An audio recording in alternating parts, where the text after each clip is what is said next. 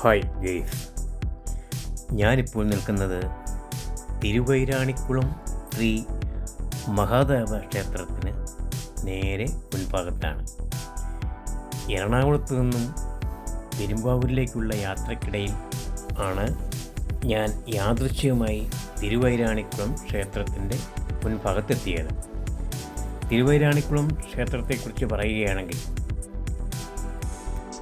ഈ ക്ഷേത്രത്തിന് വളരെയേറെ പഴക്കം ചെന്ന ഒരു ചരിത്രമുണ്ട്. ഈ ക്ഷേത്രം എറണാകുളം ജില്ലയിലെ വെളിയനാട് ഗ്രാമപഞ്ചായത്ത് പെരിയാറിൻ്റെ വടക്കേ കരയിലാണ് സ്ഥിതി ചെയ്യുന്നത്. ഈ ക്ഷേത്രം 7-ാം നൂറ്റാണ്ടിലെ തമിഴ് ശൈവ കാനോനിക്കൽ കൃതിയായ തേവാരത്തിൽ പരാമർശിക്കപ്പെട്ടിട്ടുണ്ട്. തമിഴ് സന്യാസി കവികളായ നായനാർമാർ എഴുതിയ ഈ കൃതിയിൽ പരാമർശിച്ചിട്ടുള്ള 276 ക്ഷേത്രങ്ങളിൽ ഒന്നാണ് ഇത്.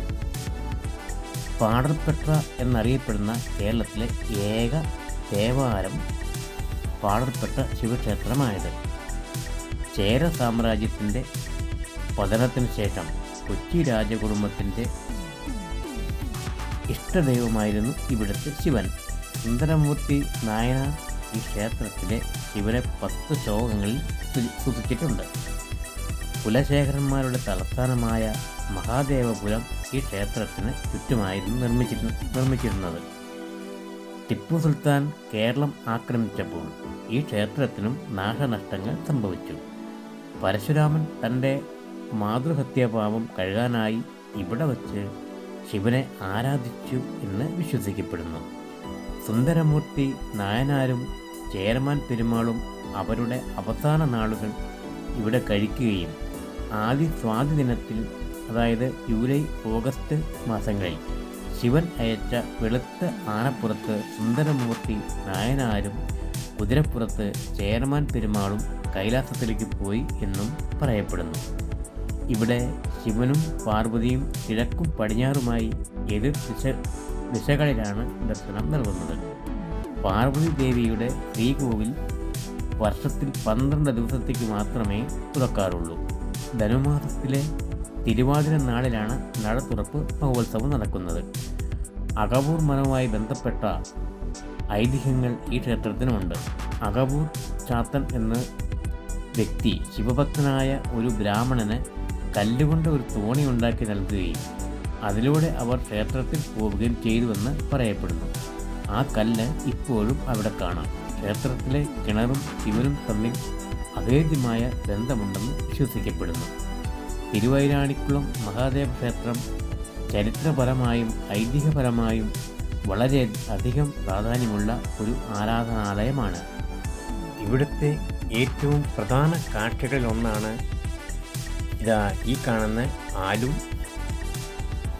മാവും ഒരേ ചുവട്ടിൽ നിൽക്കുക എന്നത്. സാധാരണ മറ്റെല്ലാ ക്ഷേത്രങ്ങളിലും ആലും മാവുമെല്ലാം ഒരു ചുവട്ടിൽ നാം ധാരാളമായി കണ്ടിട്ടുണ്ട്. എന്നാൽ ഇവിടെ കാണുന്ന ഈ ഒരു കാഴ്ച വളരെ വിചിത്രമായ ഒരു അനുഭവമാണ് നമുക്ക് പ്രദാനം ചെയ്യുന്നത്.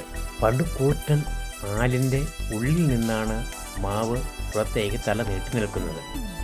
നമ്മൾ ഇതിനെ ചുറ്റും പരിശോധിച്ചാൽ മാവിൻ്റെ ഒരംശം പോലും നമുക്ക് പുറത്ത് കാണുവാൻ കഴിയുകയില്ല. ആലിൻ്റെ ഇലകളെല്ലാം പുറത്തേക്ക് വളർന്നു നിൽക്കുന്നത് നമുക്ക് കാണാം. ആലിൻ്റെ വേരുകളെല്ലാം കാണാം. പക്ഷേ മാവ് ആലിൻ്റെ ഉള്ളിൽ നിന്നും ആണ് പുറത്തേക്ക് വന്നിരിക്കുന്നത്. ഈ മാവിൻ്റെ മുകളിൽ ധാരാളം മാങ്ങകളും നമുക്ക് കാണാം. വളരെ അത്യപൂർവമായ ഈ കാഴ്ച മറ്റൊരു ക്ഷേത്രങ്ങളിലും കാണുവാൻ കഴിയില്ല എന്നാണ് എനിക്ക് തോന്നുന്നത്. വളരെ യാദൃച്ഛികമായി ഞാനിവിടെ എത്തിയതുകൊണ്ട് ക്ഷേത്രത്തിൻ്റെ പുറംകാഴ്ചകൾ മാത്രമേ എനിക്ക് ഷൂട്ട് ചെയ്യുവാൻ സാധിച്ചുള്ളൂ. ഇനിയും ധനുമാസത്തിലെ തിരുവാതിര നാളിൽ ഉത്സവത്തിന് തീർച്ചയായും ഞാനിവിടെ എത്തുകയും ക്ഷേത്രത്തിൻ്റെ കൂടുതൽ ഭാഗങ്ങൾ പ്രേക്ഷകരിലേക്ക് എത്തിക്കുവാൻ ശ്രമിക്കുകയും ചെയ്യും എന്നുള്ള ദൃഢവിശ്വാസത്തോടെ എൻ്റെ വീഡിയോ ഇവിടെ വൈൻഡപ്പ് ചെയ്യുന്നു. ലൈക്ക് ചെയ്യുവാനും ഷെയർ ചെയ്യുവാനും മറക്കല്ലേ എന്ന് ഓർമ്മപ്പെടുത്തിക്കൊണ്ട് ഈ വീഡിയോ തൽക്കാലം ഇവിടെ വൈൻഡപ്പ് ചെയ്യുന്നു. ഇനിയും കൂടുതൽ വിശേഷങ്ങളുമായി, കൂടുതൽ നേർക്കാഴ്ചകളുമായി അടുത്ത വീഡിയോയിൽ കാണാം. അതുവരെ തൽക്കാലം വിട പറയുന്നു. Good bye.